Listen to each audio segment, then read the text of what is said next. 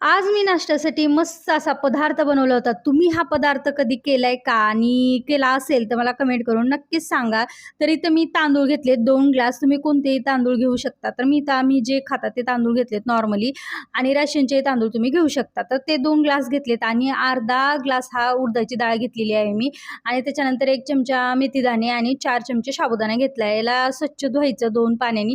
त्यानंतर 6 तासासाठी भिजत ठेवायचं. भिजल्यानंतर ना वाटताना ना मी इथं अर्धा वाटी पोहे घातले होते आणि वाटून घेतलं बारीक आणि आपण जसं डोश्याचं पीठ घेतो ना, अगदी तशाच पद्धतीनं मी पीठ केलं होतं आणि त्याच्यानंतर मग रात्रभर फर्मंट होण्यासाठी ठेवलं आणि दुसऱ्या दिवशी मग मीठ घातलं आणि त्यावेळेला अशा पद्धतीनं मग कांद्यांनी तेल लावलं आणि मस्त आपले हे दावणगिरी लोणी डोसा बनवून घेतला.